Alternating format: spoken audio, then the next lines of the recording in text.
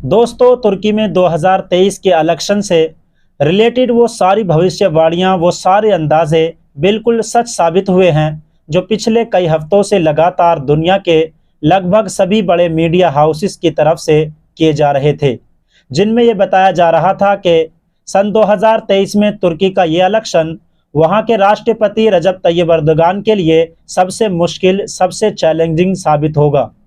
जिस मुश्किल का सामना उन्हें इस इलेक्शन में करना पड़ रहा है, ऐसे चैलेंज का सामना उन्हें कभी नहीं करना पड़ा। आने वाले एग्जिट पोल भी इसी बात की तरफ इशारा कर रहे हैं कि उन्हें इस इलेक्शन में कांटे की टक्कर मिलेगी, और इसी वजह से पूरी दुनिया की नज़र तुर्किया के इस इलेक्शन पर है कि 20 साल से तुर्किया की कुर्सी पर बैठने वाले अर्दोगान क्या अपनी कुर्सी बचा पाएंगे। फिलहाल इन तमाम चीज़ों के बीच 14 मई को इलेक्शन हुए, पूरे दिन वोटिंग हुई और इसके बाद शाम से ही रिजल्ट आने शुरू हो गए। शुरू में जो रिपोर्ट निकल कर आ रही थी उसमें रजब तैयब अर्दोगान आगे चल रहे थे और उन्हें 54 से 55% बढ़त हासिल थी, तो वहीं दूसरी तरफ उम्मीदवार को सिर्फ 42% वोट मिलता नजर आ रहा था। याद रहे कि जो सामने सेकंड पोजीशन पर नेता हैं उनका नाम है केमाल किलिचदारोग्लू, और यही वो नेता हैं जो रजब तैयब अर्दोगान को कड़ी टक्कर दे रहे हैं। मगर जैसे जैसे वोटों की गिनती आगे बढ़ी तो वैसे वैसे ही रजब तैयब अर्दोगान का ग्राफ नीचे गिरता चला गया, और आखिर में जब वोटों की गिनती पूरी हुई तो रजब तैयब अर्दोगान को 49.35% वोट मिला। वहीं जो दूसरी तरफ मेन लीडर हैं उनको लगभग 45% के करीब वोट मिला।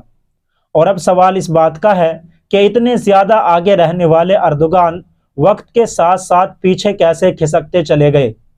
तो इसका जवाब यह है कि शुरू में उन इलाकों की वोटिंग हुई जहां पर अर्दोगान की पार्टी मजबूत है, तो वहां उनका ग्राफ ऊपर गया। बाद में वहां वोटिंग हुई जहां पार्टी कुछ कमज़ोर थी, जिसकी वजह से ग्राफ नीचे गया। लेकिन अब सवाल ये उठता है कि रजब तैयब अर्दोगान को सबसे ज़्यादा वोट मिले तो वो जीते क्यों नहीं, क्योंकि उनको सबसे ज़्यादा 49.35% वोट मिले।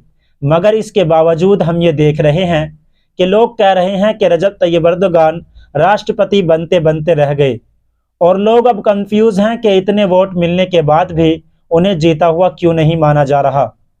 तो मैं आप लोगों को बता दूं कि तुर्किया के इलेक्शन का प्रोसेस दूसरे देशों की तरह नहीं है। यहाँ पर ऐसा नहीं होता कि जो ज़्यादा वोट लाए वो जीत जाए, बल्कि यहाँ पर ज़रूरी है कि किसी भी उम्मीदवार के पास 50% वोट हों। कोई भी कैंडिडेट अगर 50% वोट हासिल नहीं कर पाता तो वहाँ पर दोबारा इलेक्शन करवाए जाते हैं, और 2023 के इलेक्शन में भी ऐसा ही हुआ। रजब तैयब अर्दोगान के पास शुरू में तो 53 से 54% वोट मिलते नजर आ रहे थे, वो गिरते गिरते 49% के करीब पहुंच गए।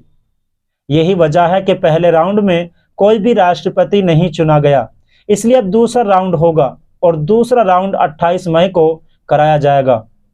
और इस दूसरे राउंड में केमाल किलिचदारोग्लू या रजब तैयब अर्दोगान में से जो कोई भी 50% अकेले वोट हासिल करेगा तो उसे ही अगला तुर्किया का राष्ट्रपति चुन लिया जाएगा।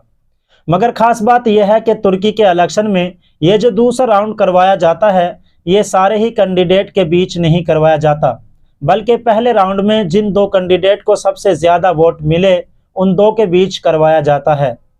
फिलहाल इलेक्शन होने के बाद जब वोटिंग में रजब तैयब अर्दोगान आगे चल रहे थे तो वो देर रात लोगों से भी मिलने आए और उनका शुक्रिया अदा किया। इंटरेस्टिंग बात यह है कि मीडिया में ये खबरें पहले से ही चल रही थी कि उन इलाकों में अर्दोगान का ज़्यादा नुकसान होने वाला है जिन इलाकों में भूकंप आया था, क्योंकि इस भूकंप की वजह से जो तबाही मची थी वो पूरी दुनिया ने देखी थी। बेशुमार लोगों ने ना कि अपनी जान गंवाई थी, बल्कि हज़ारों की तादाद में लोगों का घर छिन गया था। मगर जब रिजल्ट आए तो उन इलाकों में अर्दोगान को ज़्यादा नुकसान नहीं हुआ, क्योंकि अर्दोगान ने वादा किया है कि इन सभी लोगों को इनके मकान जल्द ही दिलवाए जाएंगे और इनके लिए आलीशान मकान तैयार करवाए जाएंगे। इसी वादे की वजह से अर्दोगान पर लोगों को अभी भी भरोसा है। फिलहाल दोस्तों, देखना यह है कि तुर्किया के इस इलेक्शन में क्या होता है।